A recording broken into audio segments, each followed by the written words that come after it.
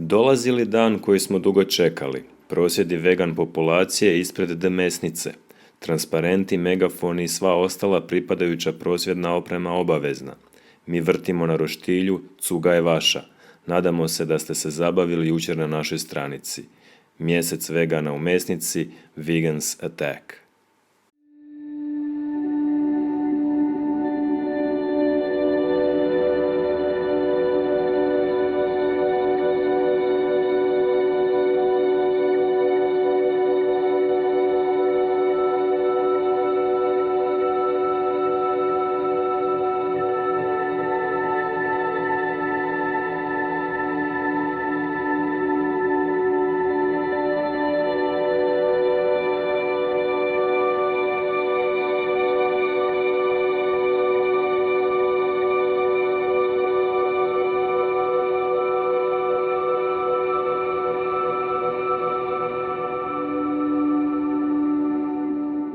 Podržavate li vi ubijanje životinja za hranu? Ne, ja sam vegetarijanac, odnosno vegan sam u stvari. A vi ste, znači, prva gospođa već vegan. Recite mi, jeste li... Već 5 godina. Već 5 godina? Već 5 godina. Jeste li upoznati sa slučajem mesnice Čučković? Jesam, prestrašno. To, mislim da su to ljudi koji su za hospitalizirati na psihijatrijsku kliniku, jer ono je strašno. A recite mi, koji su vam gori? Ovi koji redovito svaki dan kolju životinje u mesnicama ili ovi koji se šale na ovako neprimjeren način i još reklamiraju te proizvode? Meni su jednako strašni jedni i drugi. Općenito mislim da je već sad poznato da je mesna industrija jedan od najvećih zagađivača planete Zemlje. A ovo je svima njima na savjest, mislim da je to strašno. Ne, ja sam vegetarijanka 12 godina. Pa evo, vi ste već druga koji pitamo i samo ne ulazimo na vegane i vegetarijance. Je li to znači da nas ima puno? Da, mislim da. Moja beba isto je vegetarijanka. Čudan je život, šta mislim? Mislim, ja bi ne mogla toga raditi. Neću da bi moja beba to vidjela i ništa tako. Bože, brani. Znam jednog gospodina, on ima mesnicu zato što ima 3 dijete, treba njih hraniti i ovaj biznis ide. Mi svi imamo izbor. Kupovati meso ili ne kupovati, to nije obavezno. Pa onda ako puno ljudi ne jede mesa, sve mesnice bit će zatvorene. Ako ljudi kupuju, biznis ide. Ako ljudi prestaju kupovati, biznis ne ide. Pa onda, ako bi bilo bolje više vegetarijance u svijetu, manje životinja bi se ubije. Da. Roberti, dobro jutro. Dobro jutro. Je li bolesno ovo što su napravili mesari iz mesnice Čučković i što je bolesnije? Dakle, kad se kolju životinje ili kad se ovako izruguje s njima? Imali smo 2 puta na tribini ovdje baš u knjižnici Bogdana Ogrizovića 2 tribine na temu psihoanalize i psihijatrije u vezi toga što je bolesno, što nije bolesno. Paušalnom nekakvom ocjenom ljudi koji nisu stručni na području psihijatrije, psihoanalize i tako. Mi kad vidimo da čovjek šutne psa na ulici, mi kažemo a koji bolesnik. Mi odmah lijepimo etiketu. No u ovom nekakvom smislu mi nismo zaista stručni da određujemo što je bolesno, a što nije bolesno i samim tim skretanjem pozornosti da su braća Čučković bolesni, dovodimo se u situaciju ukoliko bi psihoanaliza, psihijatrija ili šta ja znam, neko vještačenje pokazalo da su oni zdravi, onda bi kao bilo u redu ubijanje životinja ili ukoliko svi ostali ovi koji se ne fotografiraju s tim gnjusnim fotkama okolo, oni bi ispali, oni su zdravi koljači. No međutim, mi osuđujemo sam zločin, a jesu li sami koljači i zločinci, jesu li oni psihički zdravi ili ne, to prepuštamo struci, neko ona određuje ili je ili nije, ja se u to ne bi pleo. Dakle, jasno ti je da se upravo zbog ovog pitanja, dakle tih šaljivih nekakvih pod navodnike fotografija, spornih fotografija mesnice Čučković, da se podigao interes javnosti i da se potegnula malo žešća rasprava i po društvenim mrežama, a čak je došlo i u neke mainstream medije to pitanje. Da, s te strane mi u Osloboditeljskom pokretu trebamo tome biti zahvalni. S jedne strane, oni su zaista s time potegnuli to jedno moralno pitanje i počelo se diskutirati o tome.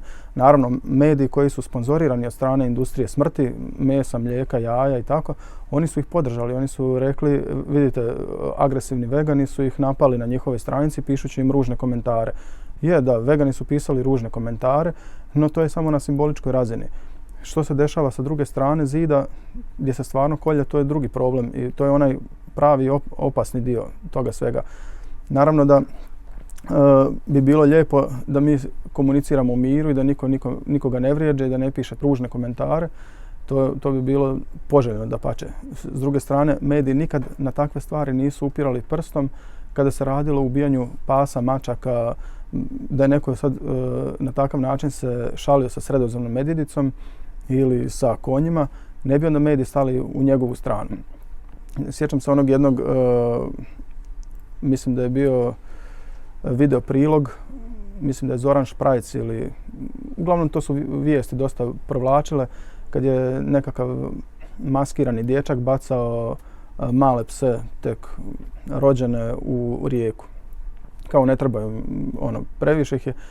I tada je bilo isto ružni komentari, to ne samo od strane veganske zajednice, nego od šire populacije. Svi su se na to okomili i tada su i mediji stali na stranu ljudi koji napadaju i osuđuju taj zločin. I nisu prozivali tada negativne komentare i govorili ali nemojte ružno pisati o tome i tako, nemojte psovati ili tako. Nek su demonizirali, to jest osudili su slučaj sam bacanja ili su stali u obranu tih pasa. Sad kad se radi o kokošima, svinjama, kravama, onda kao i ovi vegani su agresivni.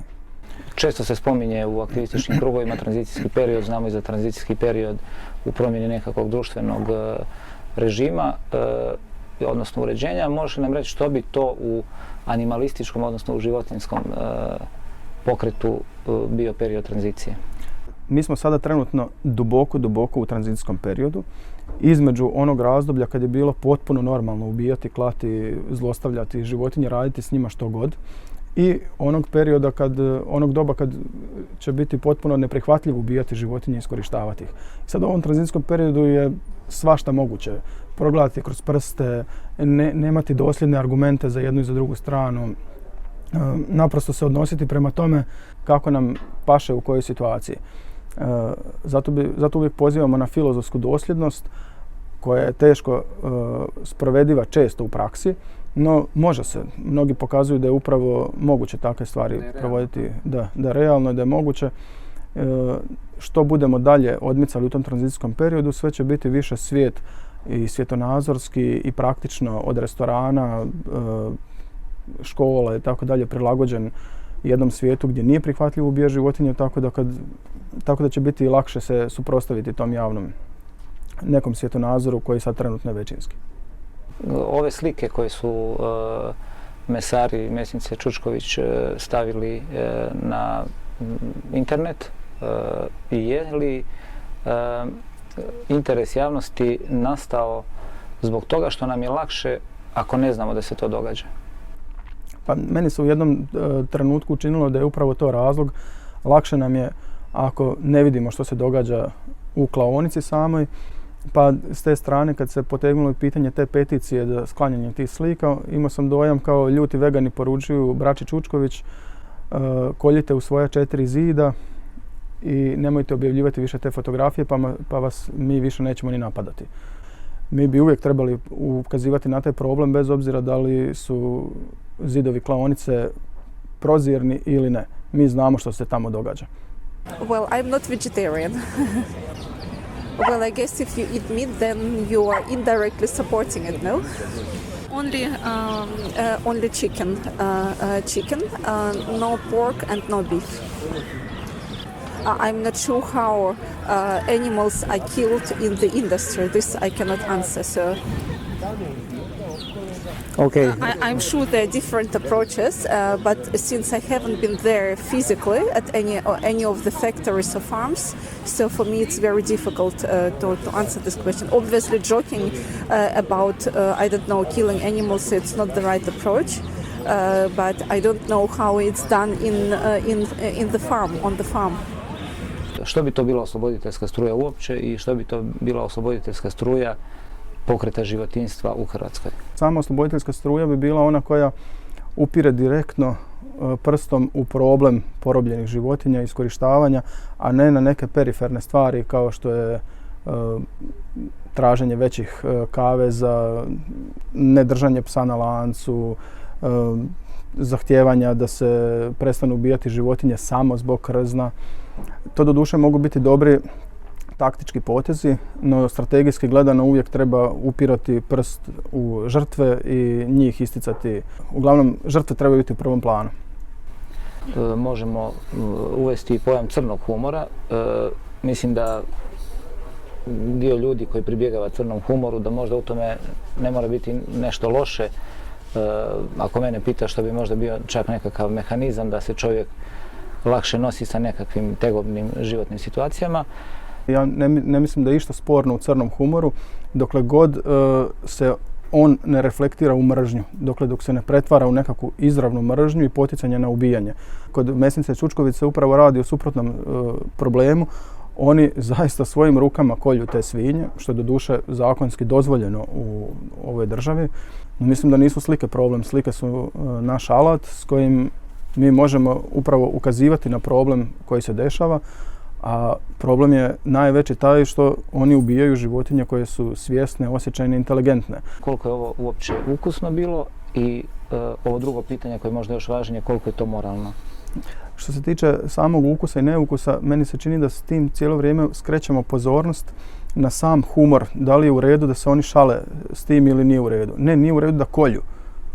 Takva vrsta humora i takav način izrugivanja prema žrtvama je samo ona kap koja prelije čašu kad se onda javnost pobuni, kad počne nešto govoriti o tome. Mi smo i za vrijeme rata, dok smo bili u Slavonskom Brodu, dok su po nama padale granate, mi smo se dakako isto koristili crnim humorom da bi sebi olakšali nekakvu situaciju životno i nismo vidjeli ništa u tom sporno, jer koliko god smo se šalili na taj u tom smislu nekog crnog humora, nikad nismo zaista prizivali nikakve zločine, niti smo radili sami te zločine. Dakle, nije poanta u humoru, poanta je u onome što se radi. To treba prestati raditi, treba prestati koljačke prakse. Trebamo početi životinje gledati drugačijim očima. Ne bismo li mi trebali možda svaki dan ukazivati na taj problem?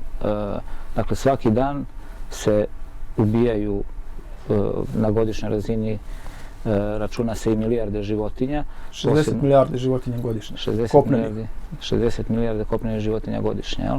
Dakako da se mi trebamo svaki dan buniti protiv toga i upirati prstom u taj ogroman problem. Baš sam nedavno gledao podatak, u vrijeme Prvog svjetskog rata je pobijeno otprilike 40 milijuna ljudi, za vrijeme Drugog svjetskog rata 65 milijuna ljudi, sve skupa. A mi svakoga dana ubijemo 140 milijuna kopnenih životinja. Ono što je jedanput rečeno da klaonice imaju staklene zidove, svi bi ljudi prestali ubijati životinje, to jest postali bi vegani. To nisam baš siguran, ali dobro. Da, to i Steve Best kaže da nije siguran. On kaže upravo suprotno, kad bi klaonice imale staklene zidove, mnogi bi i dalje nastavili jesti svoj hamburger ne obraćajući pažnju šta se događa. U ovom slučaju nama te fotografije upravo služe da mi vidimo kroz te zidove, da ti zidovi postanu stakleni. To je naše oružje. Ovaj slučaj direktno kao i svi ostali zavisi od naše dobre organiziranosti.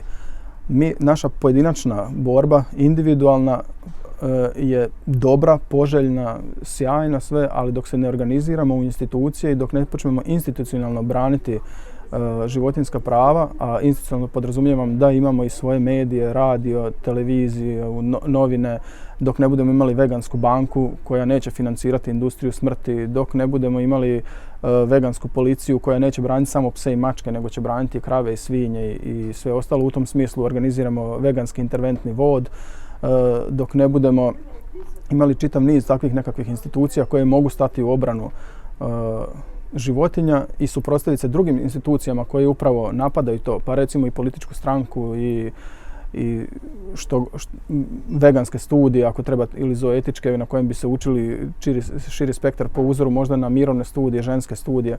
Dakle, dok ne krenemo u institucionalnu borbu protiv ovih institucija koje zagovaraju ubijanje životinja, teško da možemo napraviti ikakav snažniji prodor. Ovako se sve radi na individualnoj razini i doduše ne mogu reći da se i tu nešto ne dešava, dapače postoje određeni koraci koji su tu napravljeni, ali bili bi daleko snažniji da imamo bolju organiziranost.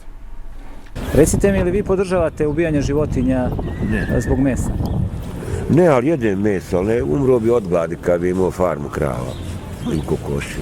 Ne mogu ubiti. Ovi su stavili neke fotografije mrtvih životinja s kojima se izruguju na internetu ili rade zabavu, je li mislite da je to u redu? Ma nije. Ali mislim da ćemo svi postati vegetarijanci, kako se vremena dešavaju. Bolesti, nemamo para. Ješćemo ovako kruh svi. Ništa drugo, kruh i vodu. A vaši, dakle, Dok i vodu ne počnu prodavati. vaši prijatelji psi ovdje samo jedu kruh. Evo vidiš, učim, privikavam iz vegetarijanstva. Vremena vegetarijanska. Recite mi, je li vi podržavate ubijanje životinja zbog mesa? A ne, ali ipak jedem meso. Pa gore je to izrugivanje. Mislim, ne znam, ja osobno ne bi mogla ubiti životinju, to znam sigurno da se nađem u situaciji ne bi to nikad napravila. Rađe bi jela travu ako treba, ne bi mogla to napraviti.